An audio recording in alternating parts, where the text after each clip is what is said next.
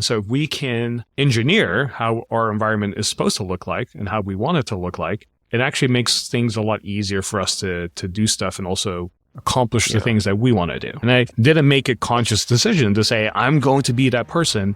I became a product of my environment.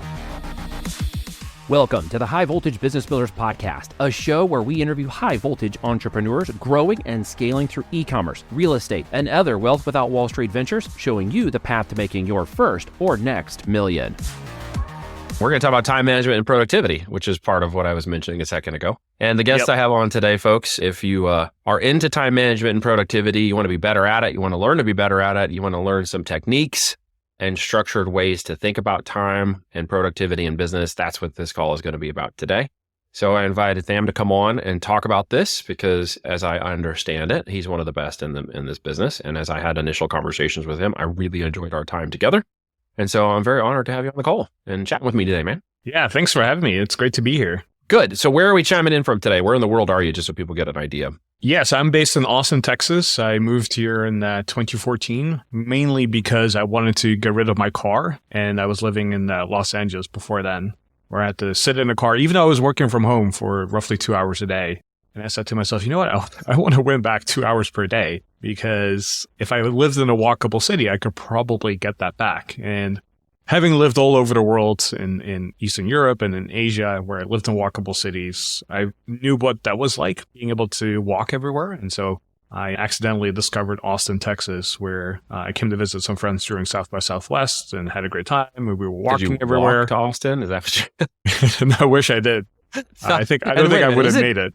Okay, isn't living in a car or a van down the river, isn't that the cool thing to do nowadays? Nowadays, yeah, because of the pandemic and everything, but I'm very time efficient. And so I realized if I live in a specific area where everything is within 3 to 4 blocks, then I could win back an hour and a half, 2 hours a day. And that's kind of what ended up happening here. So are you a proponent of the 15-minute cities then? Because that's time and efficiency and location. Is that something you're down with, or is that not something you're cool with?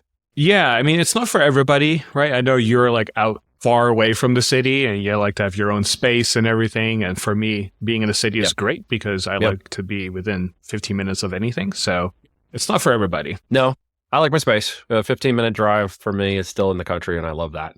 I didn't think I would, though, because I lived in a lot of cities. I think we talked about this a little bit in my past, and grew up in a cul-de-sac in a town. So living in the country was not really something I had ever envisioned. But now that I'm here and I've spent almost a decade, I'm like, yeah, okay. I get it. Yeah, talk to me in 5 years. Maybe I'll change my mind. I'll follow your steps. Is this the 5-year plan then? What's the 5-year plan then? No, the 5-year plan is just building this company that I have and continue to live a great life. And that's what I aim for. And one thing I always like to say is happy people are productive people. So let's optimize for happiness. And that might change of what your life circumstances are, especially when you have kids and everything, which I don't have right now. That will change, I'm sure. So how do we optimize for happiness? I think there's a lot of things that people take for granted, and being able to realize all the great things that we have going on, like having a sense of gratitude, I think is an important key to happiness. So, for example, every day when I start my day, I use the 5-minute journal, and you talk about, hey, here's some things that I'm grateful for. Here's some things I want to accomplish today. And just having that a little bit of a centerpiece in your mind to go, hey, I've made it this far. I've accomplished a lot of different things. And especially as we're entrepreneurs and builders, we're always trying to move forward. But we never really sit down and reflect and look back and say, what have I accomplished? What are all the things that I've done already? And what can I be proud of? And I think being reminded of that is really important. And sometimes it takes us to leave the country or to go to a third world country or go to somewhere where we're almost like culture shocked sometimes by what's possible and what's happening in different parts of the world, that we realize how good we have it. And in fact, we can have that experience and reminder every single morning. I like the Stuart Smalley approach to things for my daily affirmations, right? I'm good enough, I'm smart enough, and doggone it, people like me. Do you remember that from an SNL skit? I did not grow up here, so I don't get that cultural You don't? Oh, reference. sorry. Well, for those of you who are listening, they'll get it.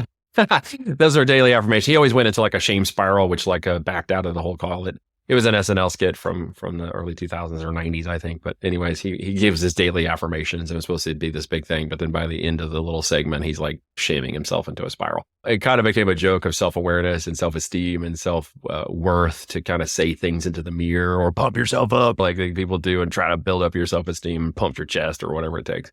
But yeah, you're right. Happiness is a location, not just a location based, but it's a mindset based. I used to be the anywhere but here would make me happy guy for a while. And that's what really worked in my traveling time with IBM because I was anywhere but there. Traveled 2 to 3 cities a week, constantly going. At one point, I just let the apartment go and stuff and just became a road warrior. And on the weekends, I'd fly to different locations and come back. And for a while, I felt pretty sustained in that. I needed to be moving. I needed things to be changing. And just to go to a stagnant place wasn't going to work for me. And what I was searching for ultimately was peace and happiness in that moment. And I was on a constant journey to get to that place of restructuring brain and location and getting to the place where I was like location agnostic. It's not going to make me happy. I can be happy sitting anywhere if I'm happy with myself. And at that point, I was not happy with myself. And I know a lot of people can relate to that. It could be the job, the life, the situation, the family. In my instance, I was through a divorce and I was not happy with life. So therefore, I wasn't happy with anybody and I wasn't happy with myself. And I woke up one day and I was like 100 pounds overweight. And I'm like, who is this guy? Staring in the mirror. That was not optimized happiness, right? How much do you see of that in your business and model that you deal with on a daily basis?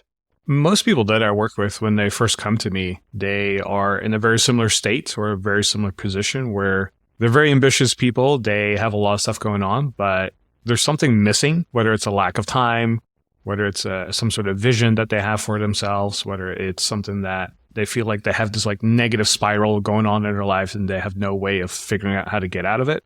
Similar to your story in that sense. And sometimes it takes a catastrophic thing for people to go, oh, wow, like I need to wake up and do something about this. And yeah, I think as we get older and a little bit wiser, hopefully as well, we start to realize mortality is a real thing, right? And I believe there's like the statistic or research that on average, anytime we turn 37, 38, we start to realize like, oh, wow, life is actually relatively short.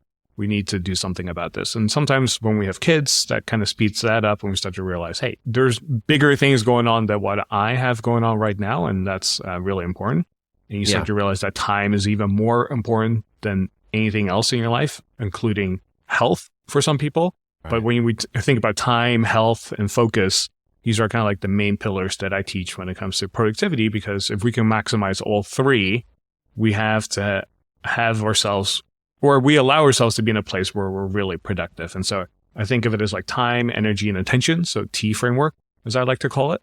And so anytime I'm working with someone, I'm always thinking about, okay, are they maximizing their time? Are they maximizing their energy? And are they maximizing their attention? If one of the three is missing, then that's the first thing we want to focus on. And most people, it's time at first. And then they realize, okay, I kind of got that figured out. I know how to use a calendar. I know how to manage my time a little bit more. But oftentimes the health or the sleep or the energy piece is what's missing. So I'm sure when you were traveling all the time and flying, you come home from all your trips and then you go, oh my gosh, like if I want to start a side hustle or side business, you're probably way too tired. There's not a lot of energy in the tank.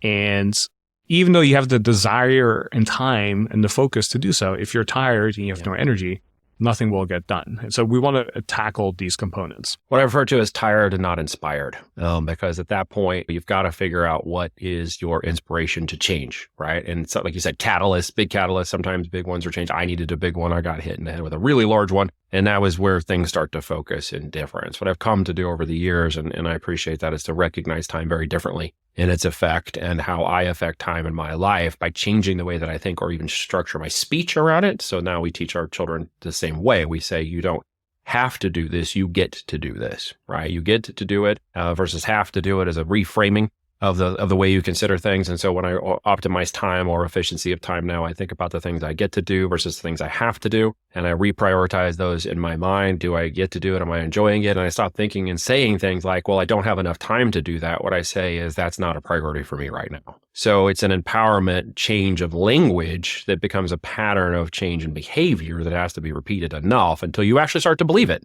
Because I don't think at the initial onset of when I dealt with those things, I didn't really believe it. I'll be honest. I'm like, I don't really believe this. And I had to keep saying it to myself and then acting on it and saying and acting on it so many times that it now became a known aspect of what I was doing.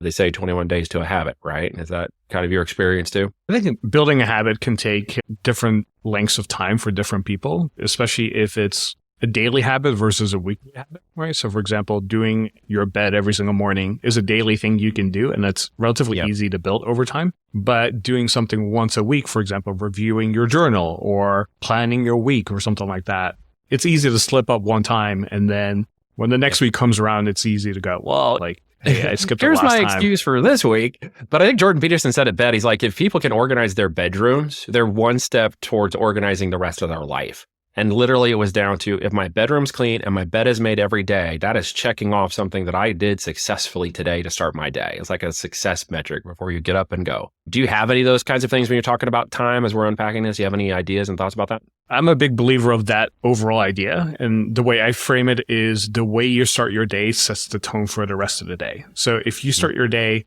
in a productive manner, then you set the tone for the rest of the day to follow that as well, right? So if Neil, if you showed up to the office and you were like a little bit angry, you're a little bit upset, you're a little bit anxious, you're not feeling very inspired, even if you have all the skills, all the tools, all the workflows in place, and you know exactly what you need to do, but if you show up in such a way, you won't be as productive as you could be compared to showing up where you feel inspired, where you feel confident about yourself, you know exactly what needs to be done and how you're going to do it, and you're energetic about it. Then when you add the skills on top of that and the tools and the workflows and everything else, you're going to be so much more effective compared to the person that I described earlier. And so part of being effective and productive is also the way you show up. And like you said, doing your bed in the morning is one like way to kick off that momentum, right? Another thing I always encourage people to do is drink at least 16 ounces of water or 500 milliliters for those who are living outside the States. And it's just a way, one, to hydrate your body, but also to signal to your body to wake up. And then there you go. Into the big old 64-ounce Bubba mug that sits over here that has to be drank a couple times a day. Yeah, like that's a great way to hydrate yourself. And also hydration is so important for performance and cognitive ability. And then also just going outside, getting some sunlight in. Like if you follow Dr. Huberman, he talks about sunlight a lot, how it's so important for resetting your circadian rhythm and waking up and helping you sleep better at night, right? So there's all these little things that we can do. And I teach them in like my different programs. And it's such a simple idea, but the more we can do that consistently every single morning, we allow ourselves to be set up for success that day. One of the things we work on too from the energy side is the grounding, because there's actual energy. Like we can talk about energy of ideas, energy of mind, energy of maybe purpose, but this is physical energy. I don't know if anybody's actually studied or you did any studying on grounding. Not just grounding math, but literally getting in the ground. And one of the things people don't understand, and maybe they can tie this together in your mind, because it finally hit me like a ton of bricks. Why do I feel so good when we go spend a week at the beach? It's because most of my day is spent with my feet in the sand. I'm grounding myself. And I realized that later on as I studied this more. That's why you feel so great after 3, 4, 5 days of staying on the beach. It is not just the idea of life or disconnect, because I know people that take vacations and can't disconnect for the whole week and they come back thinking, well, that was a waste of time. I didn't get to have any. I didn't de-stress. I didn't have any fun. For me, it was, you know what? I recognize I'm like grounding. I'm getting energy from the earth. I'm hugging a tree out here in the country. It's like, take your shoes off and go play in the yard and reconnect with the energy of the world. It is there. It's in all things. And if you think this is pseudoscience, go do the research and go look up. You're going to see plenty of proven case studies and scientific back studies that show that the power of grounding to the earth, your physical body, is a re-energizing. Have you done any study on this, Eric? I don't know too much about it personally, other than anecdotally from myself. Like you were saying, like if I go to the beach, for example, and spend a lot of time in the sun, right? That helps a lot. Here in Austin, Texas, where I live, there's a lot of grassy areas.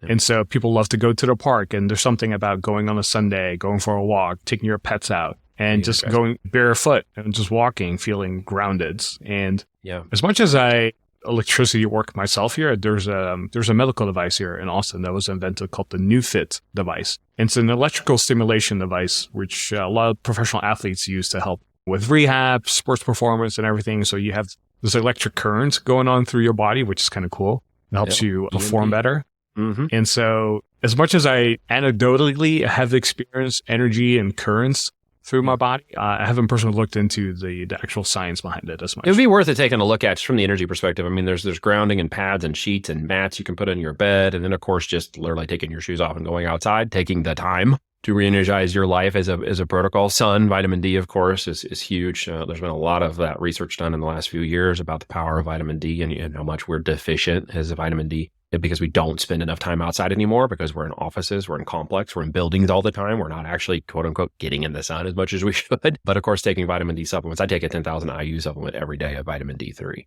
And I can tell you over time, it makes a huge impact on your mental and physical and mindset, as well as your energy levels.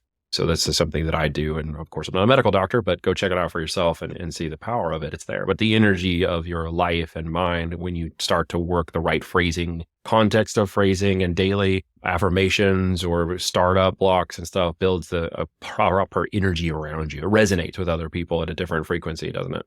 Yeah. I mean, the whole seasonal affective disorder, SAD, that's something I'm actually very prone to. I remember it was like 6-7 years ago, I went to the Netherlands where I grew up. I was there for most of my life, and it was actually Christmas time.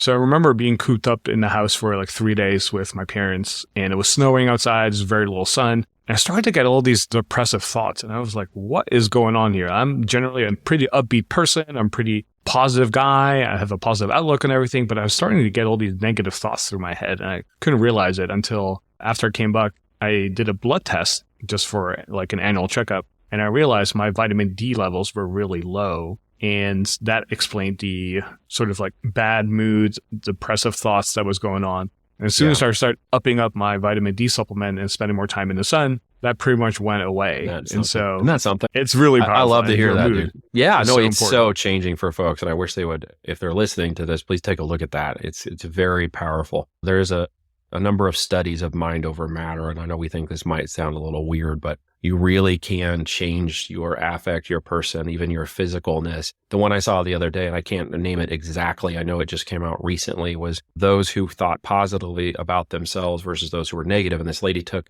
I think it was 10 senior aged men, 75 and up, out to a week conference. And then what she did was she set it up so it was all like 1952.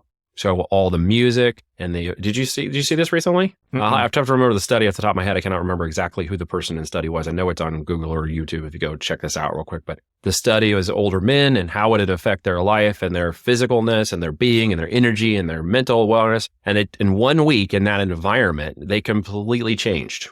And it was literally because the music, the genre, the era, the camaraderie, the affect of everything felt like 1952 to them. And literally they de-aged in a week. I mean, they weren't like dancing and climbing the mountains, but noticeable differences in this clinical study of how people were positively affected by that energy. And it was literally like taking them back in a time capsule. I thought it was absolutely fascinating. And it just reminded me again how powerful our mind is in lifting us up and overcoming some of these challenges and our willingness to do them and talk about them the right way. And our ability through depression means watching too much television, watching too much negative media, buying in too much to the fear can literally degrade your person down to an older age, right? Like until like you're 20 years older. And then you start telling everybody you're 20 years older. You start wearing like a badge of honor. I gotta do that. I'm too old to do this. Like, where do you fit in all that? Do you subscribe to any of that? Do you not subscribe to any of that? Do you know the study I'm talking about? I'm going to have to go look this up and throw it in the show notes because I know I just saw this the other day. I think what I'm a firm believer of that is related to this idea is that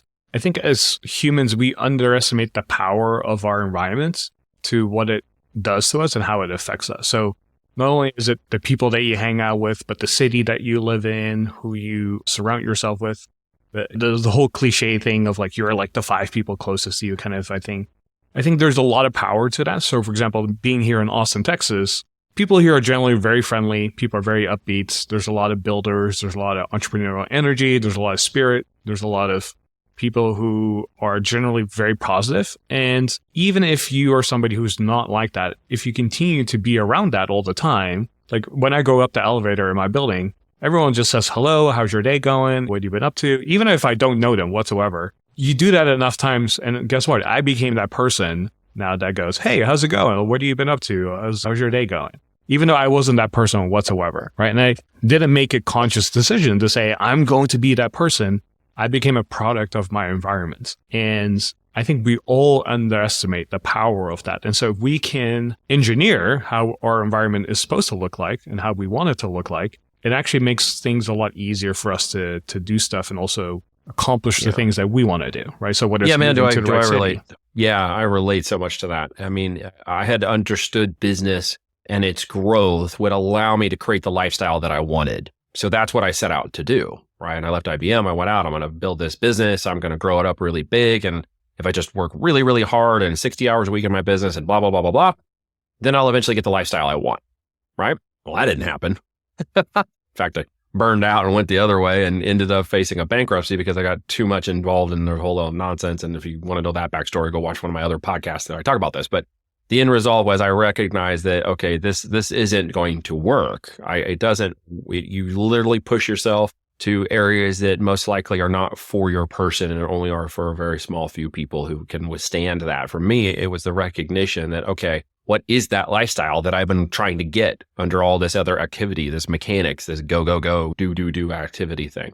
And it was the recognition of what that lifestyle needed to look like. People are like, well, what's your 5-year plan? I'm like, well, my 5-year plan once upon a time was to reach a lifestyle that I actually enjoyed with people that I can spend time around that I enjoy, that's fun environment to be around, or I'm fun to be around because my environment doesn't suck. And that there are multiple versions of profit from that, which people have heard me say before. It's multiple profits in life and energy and connectivity and networking with great folks like you. And from that will come profit of finance out that if I'm intentional, that's a part of what I'm going to do in business. And so I've finally reached a place after 47 years where I now confidently can say I'm living the lifestyle that drives my business now. And I've inverted it. It's taken a long time for me to figure it out because I'm a slow learner. And I have to bump my heads a lot of times into crap and fall over many, many times and stumble before I figure things out. I'm just really stubborn. But the lifestyle driven business for me now, I recognize, and maybe some of you who are listening to this can relate, and maybe even you, Tham, but I had to get my mindset into my lifestyle first so that I could see the outcome and aspect of where the business would eventually fit into that. That make sense? No, I completely agree. I was actually victim to the opposite side too, where when I started my business, I was like the slave of the business. So the business was the most important thing, and I had to do anything to make the business happy and to keep it going, right? And there was a point where I had a business partner at one point, and he left, and we had this like whole buyout process, and it kind of got ugly, and it wasn't like very amicable at the end, where two parties left happily. And business breakups are always a sad thing, and they typically don't go very well. The end of the light tunnel version of the story is that, okay, I actually had an opportunity now to flip things around and say, okay, I'm not like working for the business anymore. I'm going to redesign this thing to start working for me and allow me to live the life and lifestyle that I want to live, right? And it took a bad business breakup to kind of make me realize that, hey, instead of me being a slave to the business, I actually want to re-engineer it in such a way so that it's supporting me. So it's helping me pay my taxes. It's helping me generate a profit. It's helping me generate a lifestyle that I like. And It took me a little bit of time to figure that out. And like you said, you kind of have to have a plan and a vision of what that looks like. Mm-hmm. And then you go, how does the business fit into this? Right. And anybody that's listening, you don't do it the other way around where you're just doing a lot of stuff, doing things, hoping that things click. Ideally, you start with a vision first and figure out like, how does this vision look like? What are the specific details? How can you create it in such a way so that your business or your side hustle or the thing that you're trying to build fits into that picture and also supports you in that life as well? Yeah, and that gives you the power and the energy and the drive to actually start doing the things that need to be changed for you to reach that. Because as I've told people before, and I'm sure you will appreciate or relate to this, you need one step in the right direction, right? It's that first step. And it may be difficult. It may feel risky. It may feel like, okay, I'm not 100%, sure that I should be doing this, but I'm taking that first step. And I literally had a podcast the other day with one of our Voltage clients, John Anderson, who was talking just like that. He's like, I'm at the edge of all these things and I'm not sure if I should do this. And I'm going to take that first step, right? And then it was like another step and another step and another step, right? And now he's seen himself to what's going to be about a $600,000 a year business by the end of this year, about 18 months into his process. But he was just like, he talks himself through the challenges and struggles of his mindset. And then almost the reciprocation and reward factor of realization that I am worth this. I am good. I'm good for this. It's good for me. I should be doing this. It's a positive outcome. And the lifestyle aspects of that have now changed. His thinking has changed. His conversation has changed from the guy that I met 16 months ago. He's got a different affect to him. And that's because he chose to go after something that would benefit his lifestyle, his family, his young children, his wife. And he stuck to the process, took the first step. And it's just a step-by-step basis. Every 3 feet, you got to look forward, look back and just say, am I making the right next move? Everybody seems to think that it's this giant leap forward. I have to take this huge, big risk, or I have to do this big, gigantic thing. So maybe I can post it on social media. I don't know what they're thinking when they do that, but it's the baby steps. Yeah. No, I like that idea because one of the things that people talk about when it comes to productivity is, hey, you have to break stuff down into smaller chunks so that you can get started, which is generally a good idea. But it also implies that you have to know all the steps, which is not the case, especially when it comes to building something new you've never done before.